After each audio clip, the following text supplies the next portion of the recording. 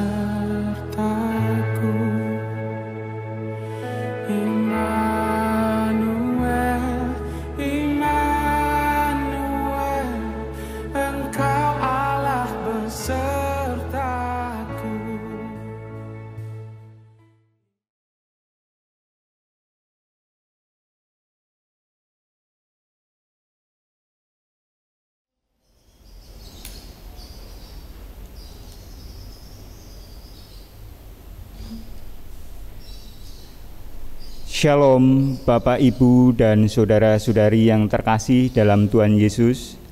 Marilah dengan segala kerendahan hati kita datang ke hadapan-Nya, memuji, memuliakan Tuhan dan bermazmur baginya.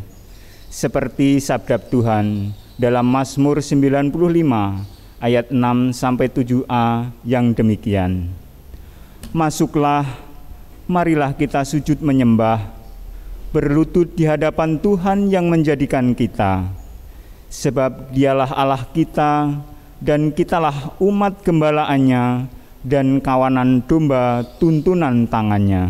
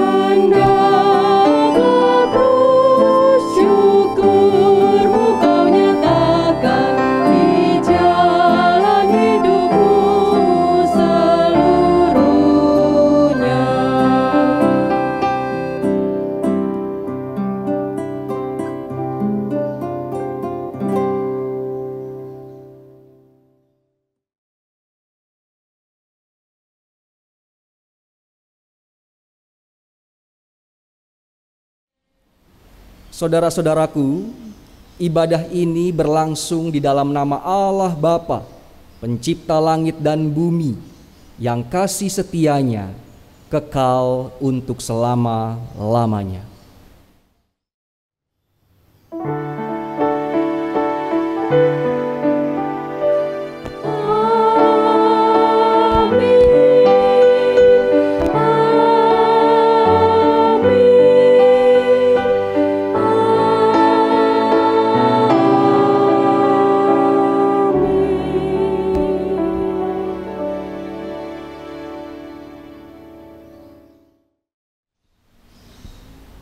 Damai sejahtera Tuhan Yesus Kristus menyertai kita.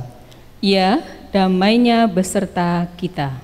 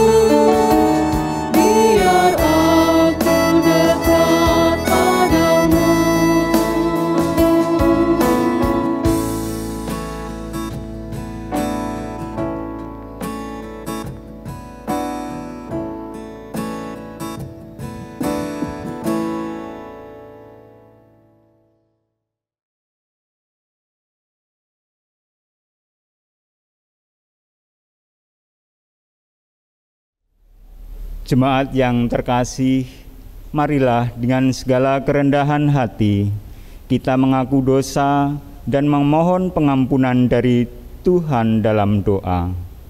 Marilah kita berdoa. Bapa yang bertahta dalam kerajaan surga, pada kesempatan ini kami datang ke hadirat-Mu untuk mengakui segala dosa dan pelanggaran yang telah kami perbuat, baik dalam pikiran, perkataan maupun perbuatan, baik yang disengaja maupun yang tidak disengaja. Seringkali kami berusaha untuk menutupi segala dosa dan pelanggaran yang telah kami perbuat dari hadapan sesama kami, bahkan dari hadapan-Mu. Ya Bapa, Engkau adalah Allah yang Maha Tahu. Bagaimanapun kami menutupi segala dosa dan pelanggaran yang telah kami perbuat, tidak ada yang tersembunyi bagi-Mu. Oleh sebab itu ya Bapa, Kami mohon kiranya Engkau mau mengampuni dosa dan pelanggaran yang telah kami perbuat menurut kasih setiamu. Layakkanlah hati kami ya Tuhan dalam menerima tubuh-Mu, dalam menyambut sakramen perjamuan kudus-Mu. Hapuskanlah segala dosa dan pelanggaran kami ya Allah. Ubahlah hidup kami menjadi baru, yang hidup seturut dengan kehendak-Mu. Ya Bapa, inilah seru pertobatan kami. Ampunilah kami, kasihanilah kami, dan perbaruilah hidup kami. Dalam nama Tuhan Yesus kami mohon. Amin.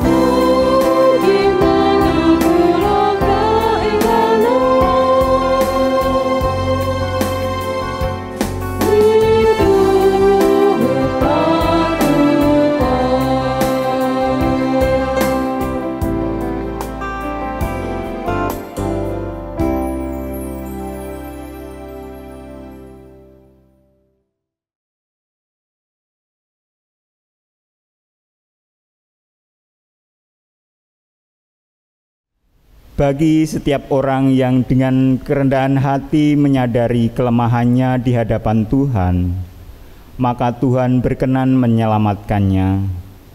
Mari kita terima berita anugerah dari Tuhan yang diambil dari Mazmur 116 ayat 5-6 demikian.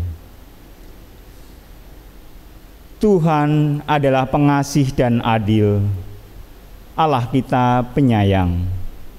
Tuhan memelihara orang-orang sederhana. Aku sudah lemah, tetapi diselamatkannya aku. Demikianlah berita anugerah dari Tuhan. Terpujilah Allah yang kekal.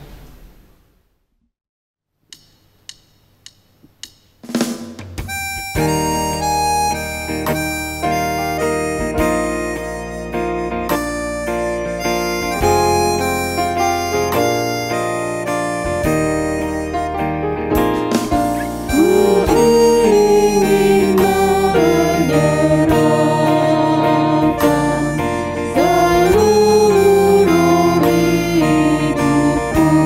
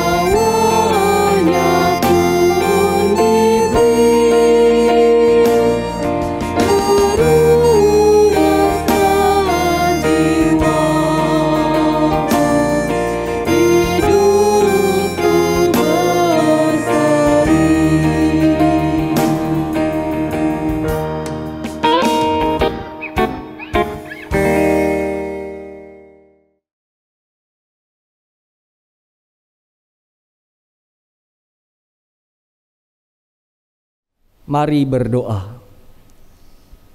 Segala puji, hormat, dan syukur kami naikkan kepadamu ya Bapa.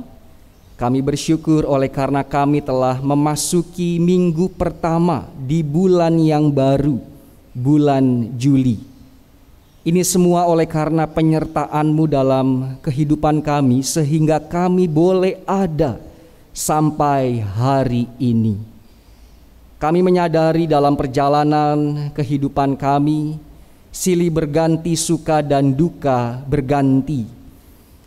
Kami kadang tertawa dan kami kadang menangis. Kami kadang mengalami kekuatan tetapi kami juga mengalami kelemahan. Oleh karena itu ya Bapa, dalam keadaan apapun, ajarlah kami untuk kami berpegang pada kebenaran firman Tuhan. Kami rindu disapa oleh sabda-Mu. Berfirmanlah, kami anak-anak-Mu siap untuk mendengarkannya hanya dalam nama Tuhan kami Yesus Kristus. Amin. Firman Tuhan pada hari ini didasari melalui Injil Markus. Sama-sama kita buka Markus 6 ayatnya yang pertama hingga ayatnya yang ke-13. Ada dua bagian di situ. Perikop yang diberi judul Yesus ditolak di Nazaret dan Yesus mengutus ke-12 rasul. Begini bunyi firman-Nya. Kemudian Yesus berangkat dari situ dan tiba di tempat asalnya, sedang murid-muridnya mengikuti Dia. Pada hari Sabat ia mulai mengajar di rumah ibadat dan jemaat yang besar takjub ketika mendengar Dia dan mereka berkata, dari mana diperolehnya semuanya itu? Hikmat apa pulakah yang diberikan kepadanya? Dan mujizat-mujizat yang demikian bagaimanakah dapat diadakan oleh tangannya? Bukankah ia ini tukang kayu, anak Maria, saudara Yakobus, Yoses, Yudas dan Simon? Dan bukankah saudara-saudaranya yang perempuan ada bersama kita? Lalu mereka kecewa dan menolak Dia. Maka Yesus berkata kepada mereka, seorang nabi dihormati di mana-mana, kecuali di tempat asalnya sendiri, di antara kaum keluarganya dan di rumahnya. Ia tidak dapat mengadakan satu mujizat pun di sana kecuali menyembuhkan beberapa orang sakit dengan meletakkan tangannya atas mereka. Ia merasa heran atas ketidakpercayaan mereka. Lalu Yesus berjalan keliling dari desa ke desa sambil mengajar. Ia memanggil ke-12 murid itu dan mengutus mereka berdua-dua. Ia memberi mereka kuasa atas roh-roh jahat dan berpesan kepada mereka supaya jangan membawa apa-apa dalam perjalanan mereka kecuali tongkat.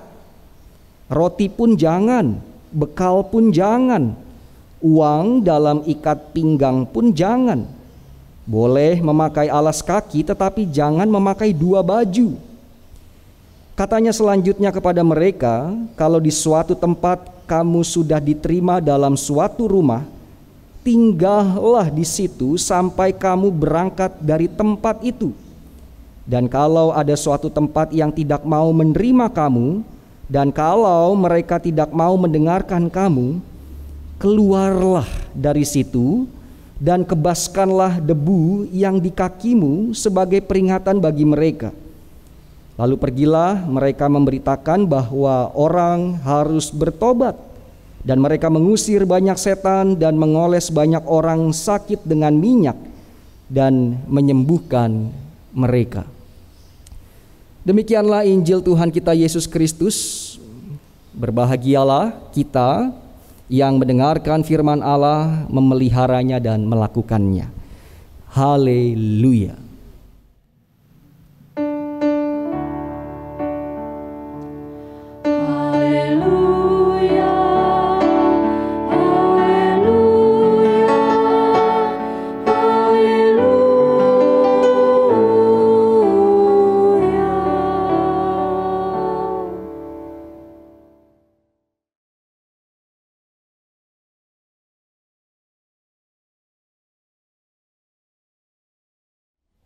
pilih kuat atau pilih lemah?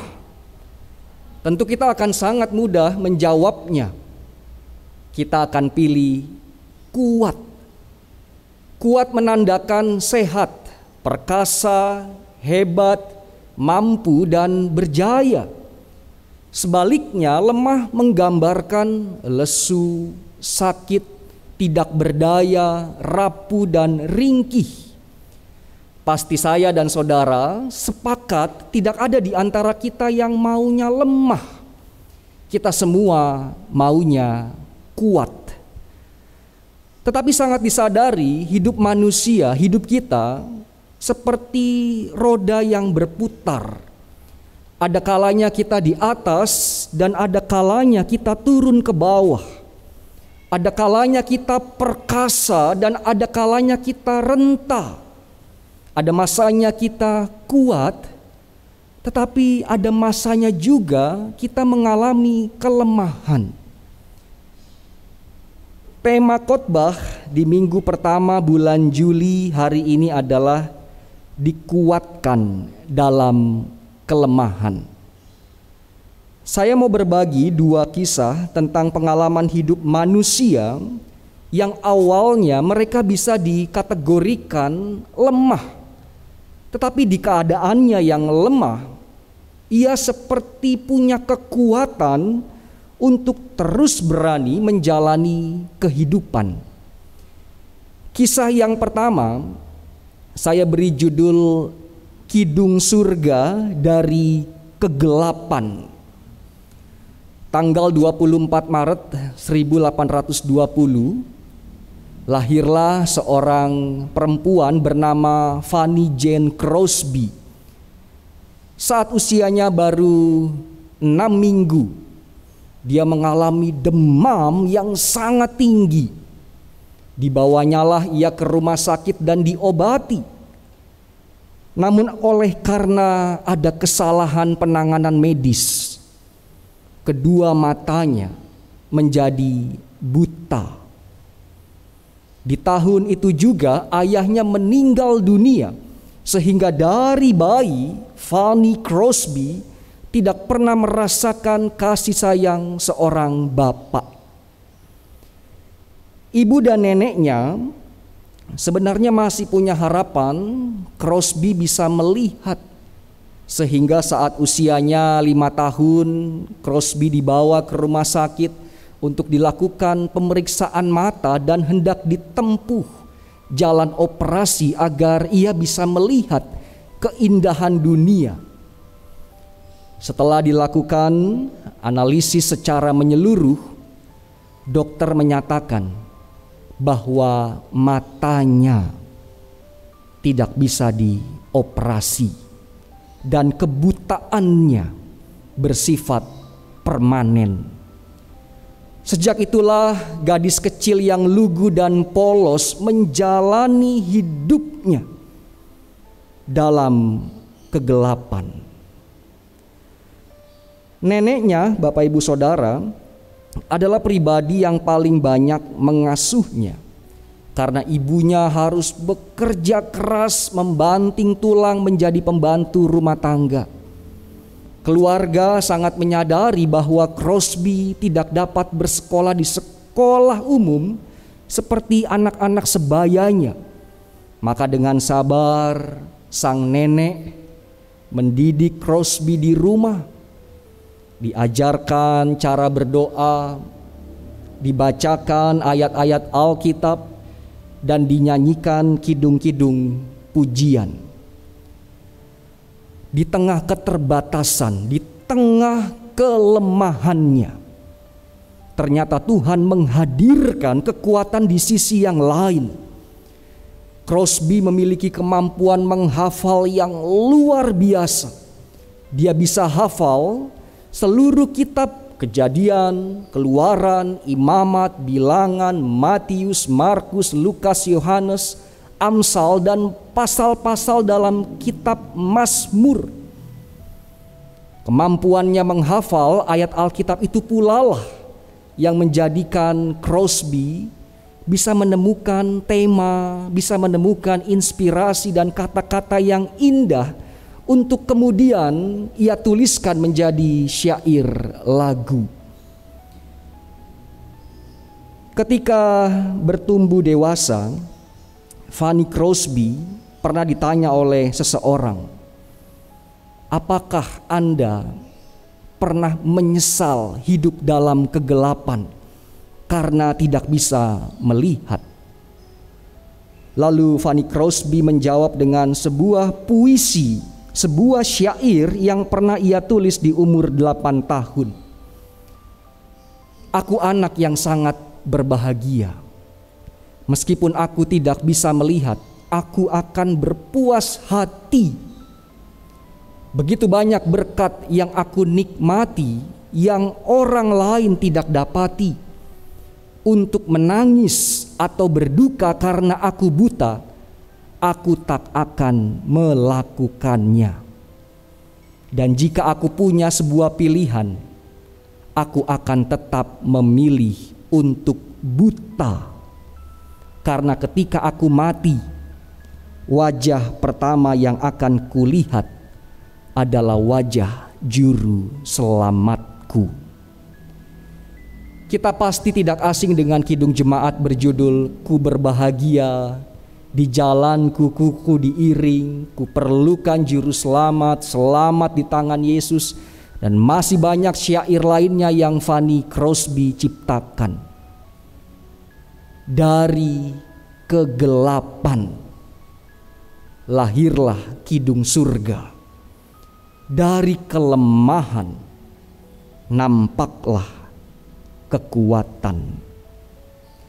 Ini kisah yang pertama.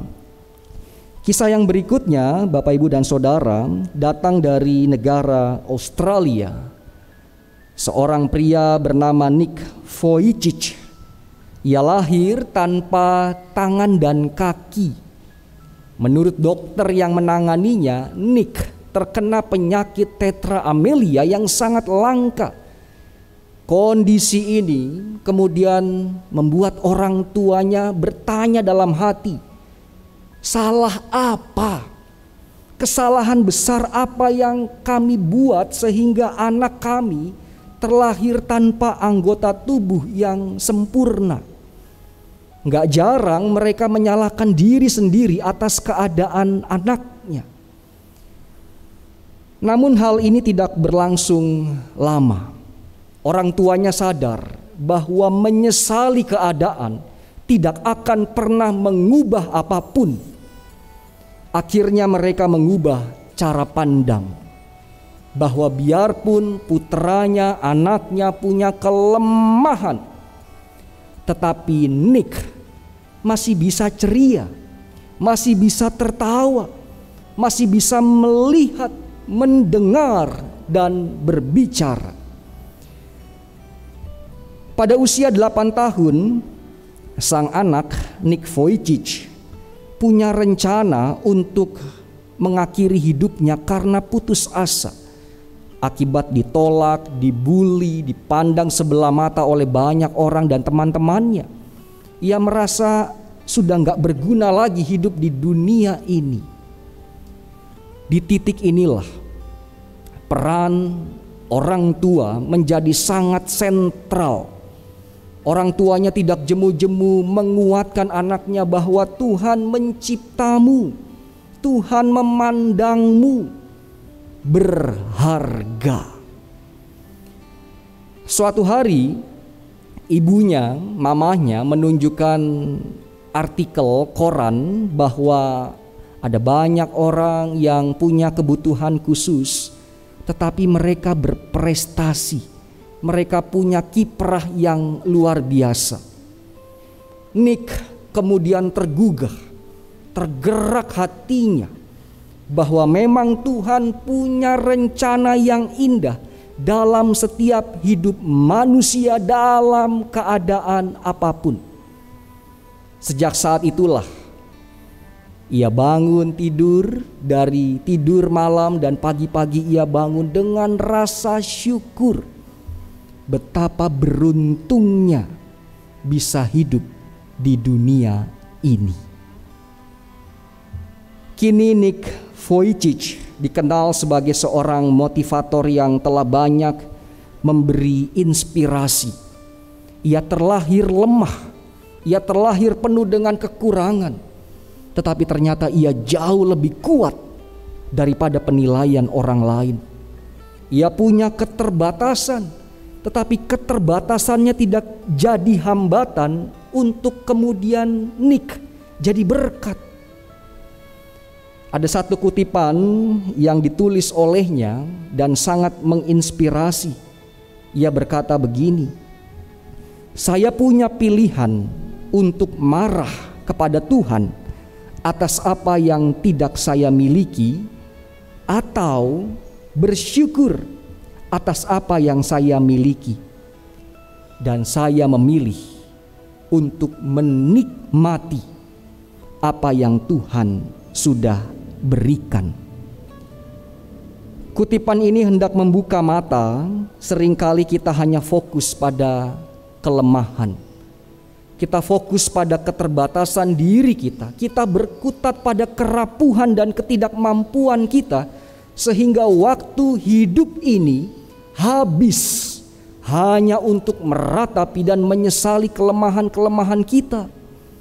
Padahal jika hidup kita diarahkan pada apa yang Tuhan sudah anugerahkan, maka pemberian Tuhan itu akan jadi kekuatan bagi kita. Pada bacaan Alkitab hari ini kita bisa melihat bahwa Yesus ditolak di kampung kelahirannya sendiri. Yesus dianggap anak tukang kayu yang tidak punya kedudukan. Mujizat yang Yesus lakukan dipandang sebelah mata oleh banyak orang. Tetapi apakah kemudian Yesus fokus pada apa kata orang? Tidak. Yesus berfokus pada Sang Bapa yang telah memerintahkan untuk taat dan setia. Meskipun Yesus ditolak oleh kampung halamannya sendiri, tetapi Sang Bapa tidak pernah menolaknya, tidak pernah meninggalkannya sedetik pun. Kristus Yesus adalah anak tunggal yang dikasihi oleh Sang Bapa. Begitupun juga dengan para murid ketika diusir sedang mengabarkan Injil. Yesus mengajarkan tidak perlu kecewa saat disingkirkan, tidak perlu marah saat diusir, tidak perlu balas dendam saat ditolak. Yesus berkata, "Keluarlah dari situ dan kebaskanlah debu yang di kakimu sebagai peringatan bagi mereka." Mungkin sebagian kita bertanya, apa artinya kebaskanlah debu? Maksudnya adalah para murid tidak perlu fokus pada penolakan dari orang lain. Tidak perlu habis waktunya untuk memikirkan ejekan dari orang lain.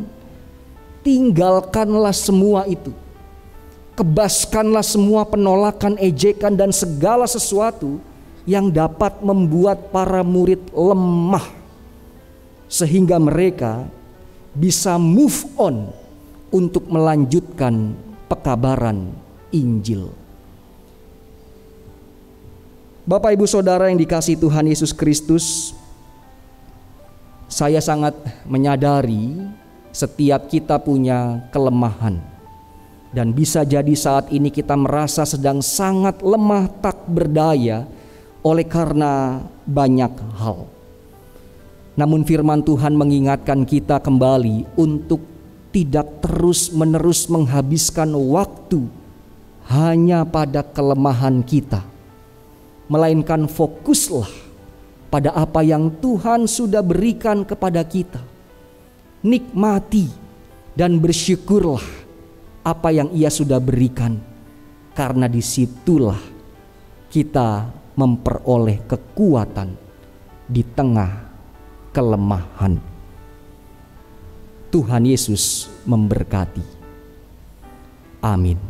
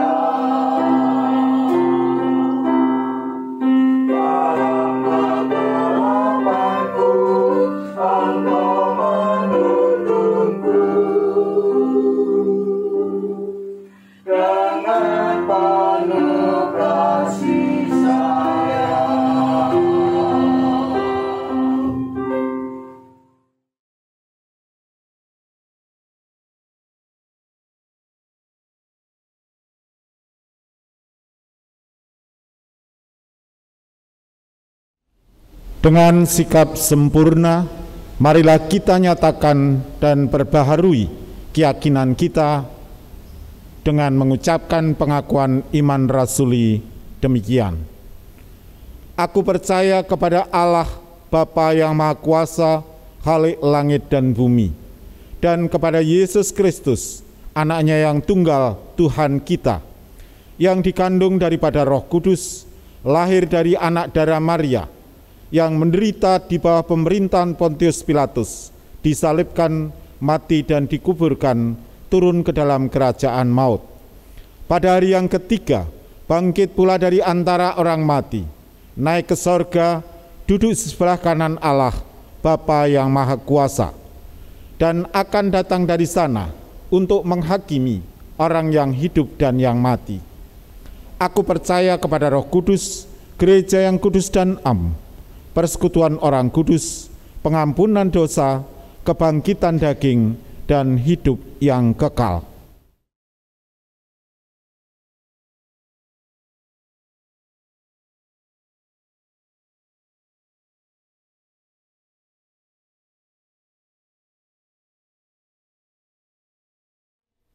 Bapak, Ibu, dan Saudara, pelayanan sakramen perjamuan didasarkan pada perjamuan malam menjelang Tuhan Yesus disalib. Dalam perjamuan itu, Tuhan Yesus mengambil roti, memecah-mecahkannya dan memberikannya kepada para murid. Katanya, "Inilah tubuhku yang diserahkan bagi kamu. Perbuatlah ini menjadi peringatan akan aku." Demikian juga dilakukannya dengan cawan sesudah makan. Ia berkata, "Cawan ini adalah perjanjian baru oleh darahku yang ditumpahkan bagi kamu."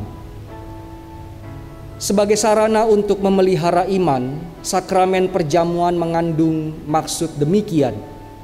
Yang pertama, roti dan anggur sebagai lambang tubuh dan darah Tuhan Yesus menunjuk dan mengingatkan bahwa penyaliban dan kematian Tuhan Yesus adalah dasar penyelamatan bagi manusia.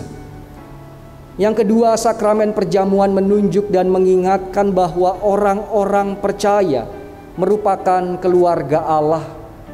Yang ketiga, sakramen perjamuan menunjuk dan mengingatkan keperjamuan yang sempurna di sorga sebagai kesempurnaan keselamatan. Dan yang keempat, sakramen perjamuan menunjuk dan mengingatkan pemberitaan tentang kematian Tuhan Yesus sampai Ia datang kembali.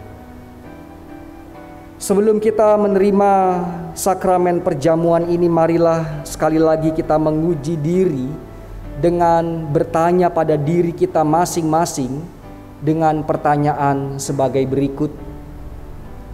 Apakah kita sungguh-sungguh menyadari dan mengakui bahwa kita berada dalam kondisi berdosa dan dengan kondisi tersebut kita memerlukan juru selamat? Apakah kita sungguh-sungguh bertobat di hadapan Tuhan Yesus? Apakah kita sungguh-sungguh bertekad menyerahkan diri untuk hidup sesuai dengan firman-Nya? Dan apakah kita sungguh-sungguh bertekad senantiasa menjalani hidup penuh syukur atas anugerah penyelamatan Allah? Sebelum kita menerima roti dan anggur ini, mari kita bersatu dalam doa. Ya Tuhan, kiranya Engkau berkenan memakai sakramen perjamuan ini menjadi sarana untuk memelihara iman kami, sehingga kami senantiasa yakin akan keselamatan yang Engkau anugerahkan kepada kami dalam Yesus Kristus, serta senantiasa kami memiliki pengharapan akan perjamuan yang sempurna di sorga sebagai kesempurnaan keselamatan. Amin.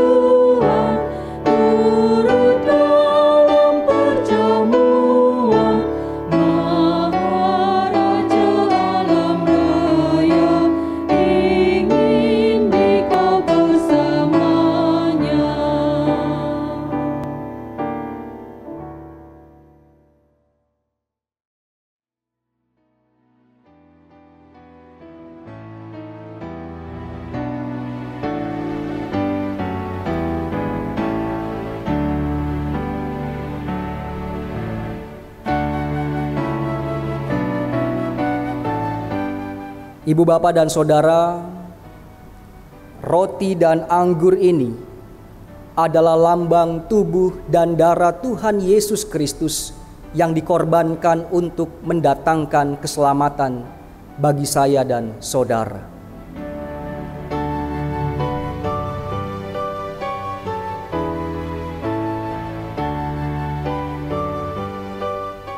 Roti yang terpecah-pecah ini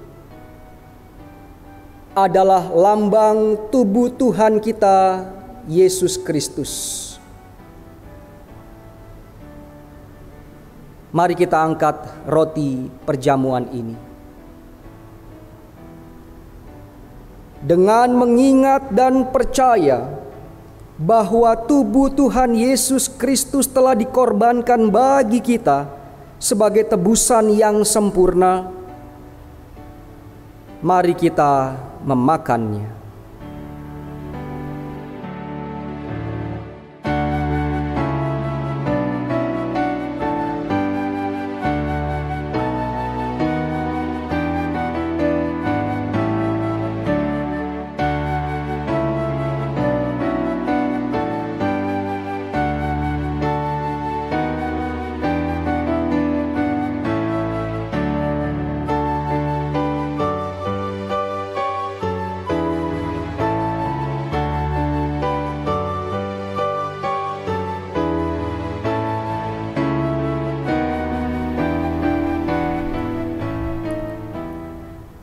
Saudara-saudaraku,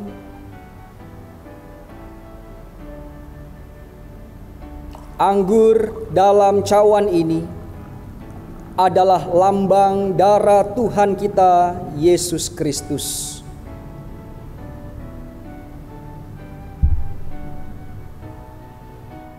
Mari kita angkat anggur perjamuan ini. Dengan mengingat dan percaya bahwa darah Tuhan kita Yesus Kristus telah dikorbankan sebagai tebusan yang sempurna bagi kita. Oleh karenanya, mari kita meminumnya.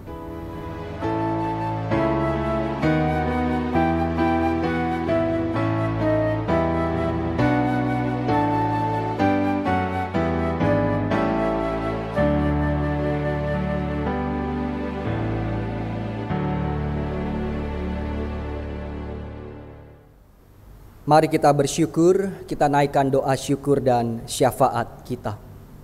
Mari kita berdoa. Syukur padamu ya Allah, kami boleh diperkenankan menerima sakramen perjamuan. Kiranya melalui roti dan anggur yang telah kami terima, iman percaya kami kepadamu senantiasa terpelihara. Dan dalam keadaan apapun, kami terus bersandar hanya pada pertolongan-Mu. Di doa syafaat ini kami mengingat keadaan bangsa Indonesia yang sedang berjuang melawan COVID. Akhir-akhir ini pandemi semakin meningkat. Di mana-mana rumah sakit penuh. Berita duka cita kami terima dari sanak saudara. Dan jumlah yang terpapar juga terus memuncak. Sungguh ya Bapa, kami kehabisan kata menghadapi semua ini. Oleh karena itu kasihanilah kami. Kasihanilah bangsa kami. Kasihanilah para pemimpin.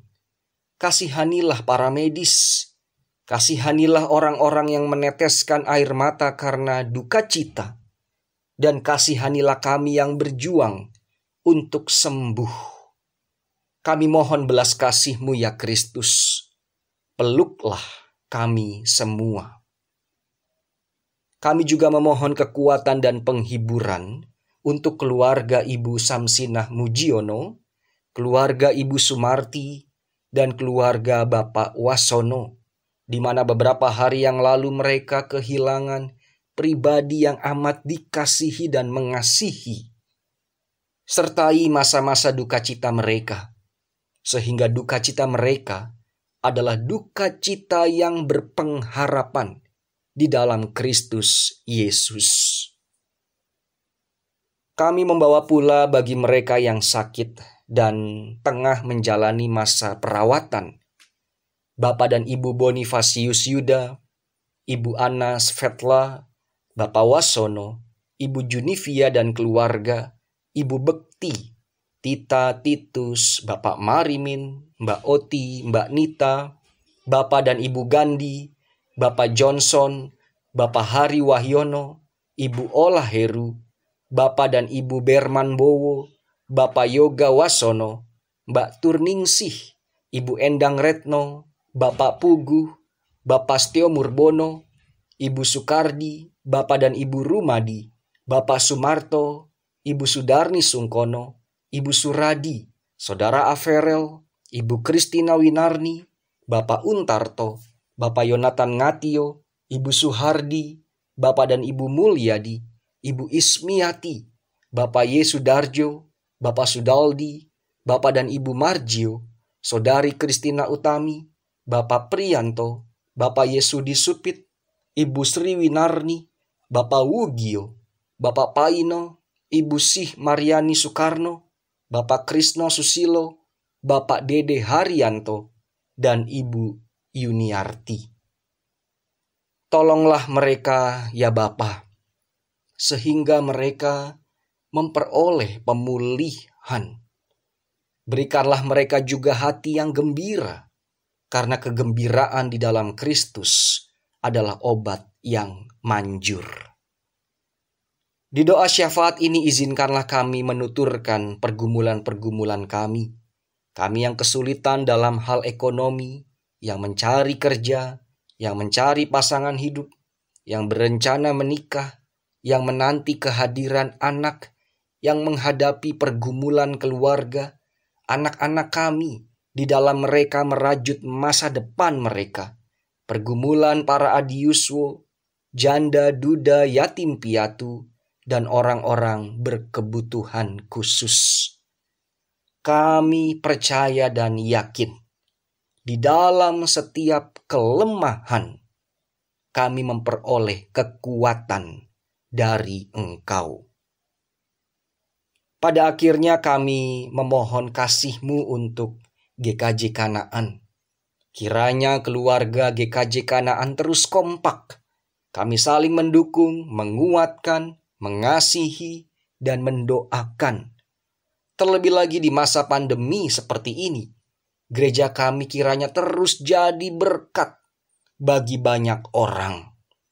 Berkatilah majelis, berkatilah anggota komisi, berkatilah tim dan panitia, berkatilah PMW, dan berkatilah setiap pelayan-Mu di GKJ Kanaan. Inilah syukur dan permohonan kami, hanya di dalam nama Tuhan kami Yesus Kristus, yang telah mengajar berdoa demikian.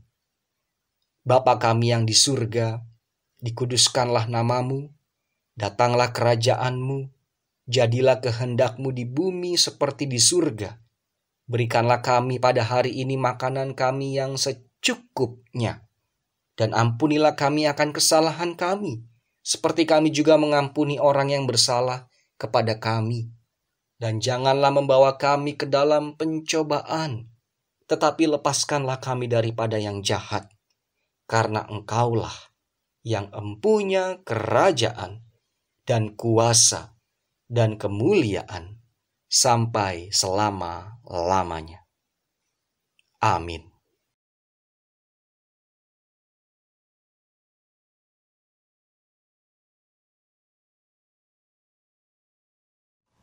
Saudara-saudari yang terkasih, marilah kita haturkan syukur kepada Tuhan atas kebaikan-Nya yang telah dianugerahkan kepada kita.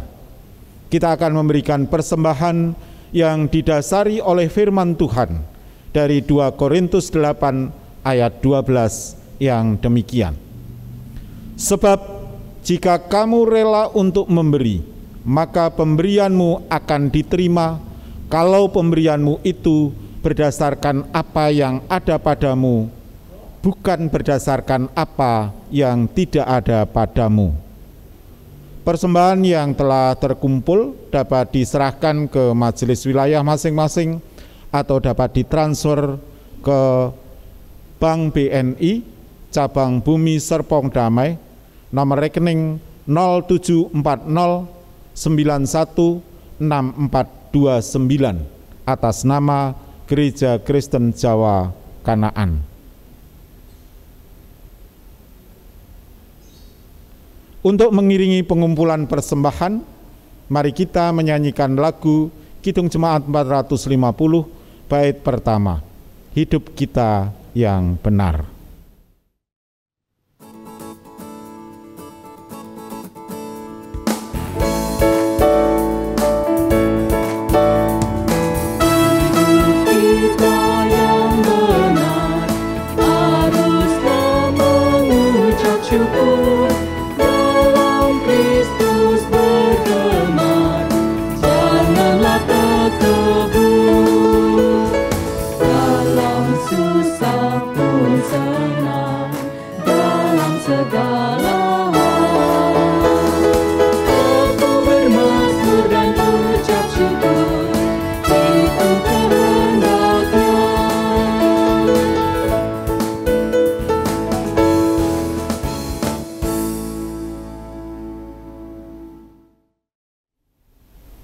Mari kita berdoa.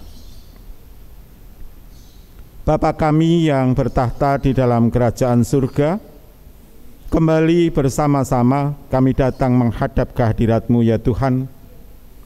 Kami mengucap syukur dan berterima kasih atas segala berkat dan kasih setia Tuhan kepada kami. Terkhusus pada pagi hari ini ketika kami bersama-sama boleh Kau layakkan untuk ikut dalam perjamuan kudus-Mu.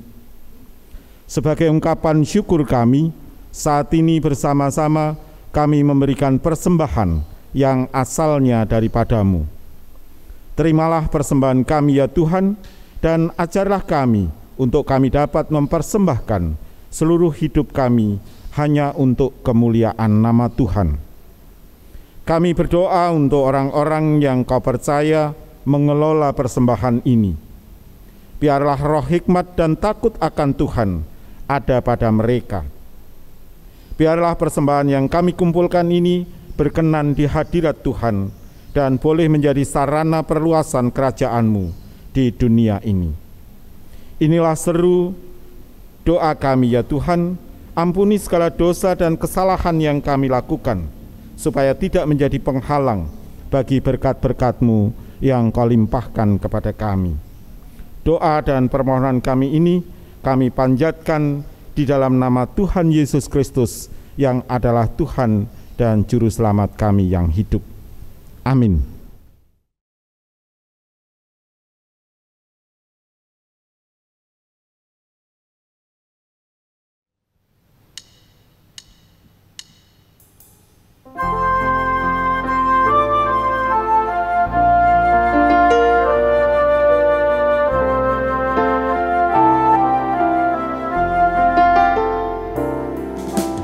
Yesus kawan yang setia,